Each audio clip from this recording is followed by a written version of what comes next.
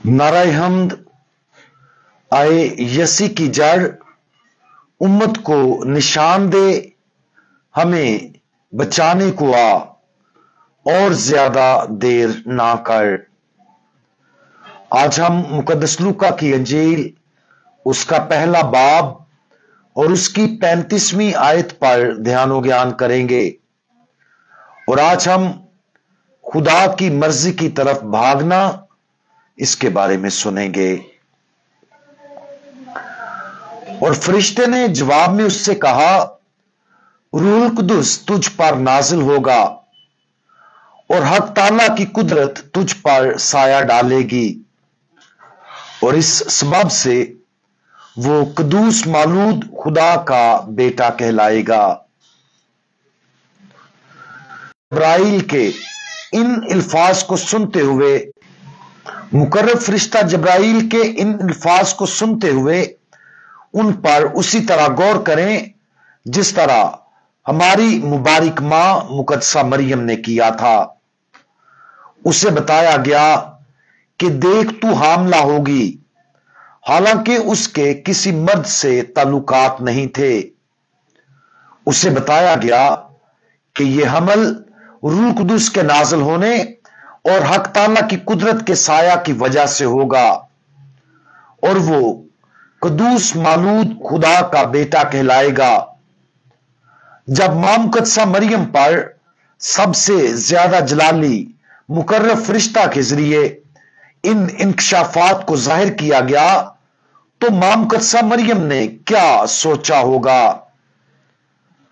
आम आदमी गालबन यह नतीजा अक्स करेगा कि यह किसी किस्म का फरेब था, और जो कुछ वो देख और सुन रही थी वो किसी आर्जी नफ्सियाती आर्जे का नतीजा था। शायद वो ख्वाब देख रही थी, या शायद ये कोई चीज थी जिसे उसने अनजाने में खा लिया था, जिसकी वजह से ये सब कुछ हुआ।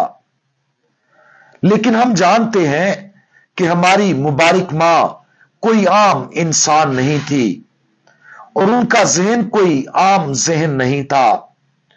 उसका जहन अपनी बेऐब तबीयत की वजह से बहुत तेज था, और उसका जहन मुसलसल फजल से भरा हुआ था।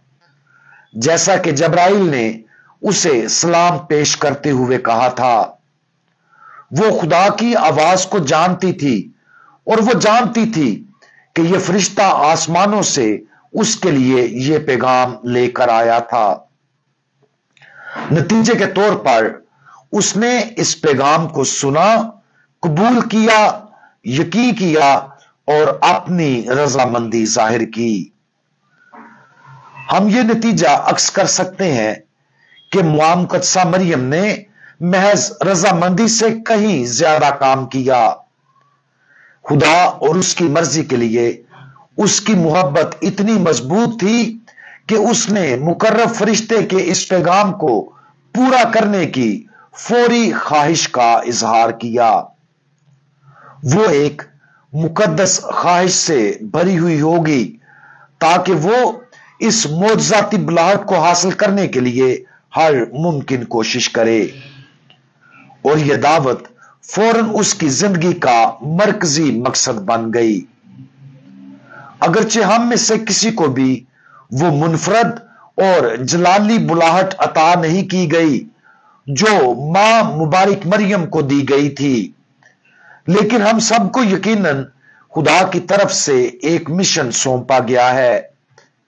कभी कभी हम उसे सुनते और उस पर गौर करते हैं, कभी कभी हम उसे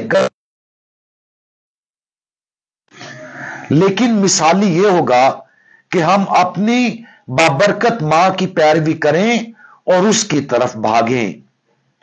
हमें सिर्फ अर्ज नहीं करना चाहिए, बल्कि हमें अपनी रूह के अंदर हर ख्वाहिश, हर जज्बा और अपने अंदर की हर ख्वाहिश को खुदा की मर्जी की तकमील के लिए काम करने की इजाजत देनी चाहिए। खुदा हमें जिंदगी में क्या करने के लिए बुला रहा है, हमारा मकसद क्या है, हमारा मिशन क्या है। अगर हमें इन सवालात के जवाब देने में जद्दोजहद करना पड़ती है जिसके लिए खुदा ने हमें चुना है, तो उस मुकद्दस ख्वाहिश की तकमील के लिए दुआ करने से शुरू करें। अगर हमारी ख्वाहिश सिर्फ खुदा की मर्जी की तकमील है, तो जब खुदा हम पर अपनी मर्जी जाहिर करेगा, हम उसे ज्यादा आसानी और ज्यादा तेजी से पूरा करने के काबिल हो जाएंगे।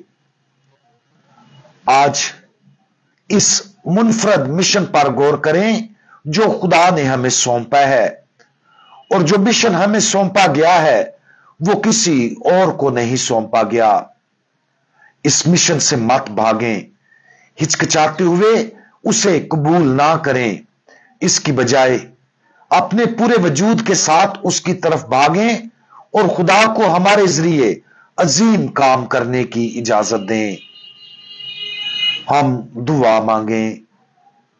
मुकद्दस तरीन खुदावंद, हम जानते हैं कि आपके पास हमारी जिंदगियों के लिए एक बेहतरीन मंसूबा है। हम जानते हैं कि आपने हमें एक ऐसा मिशन दिया है जो किसी और को नहीं दिया गया। बराए करम हमारी रूहों को आपकी मर्जी को मुकम्मल तौर पर पूरा करने और इंतहाई पुरजोश अज़म और ताकत के साथ ऐसा करने की मुकद्दस ख्वाहिश से भर दें। मां मुकद्दसा मरियम हमारे वास्ते दुआ करें।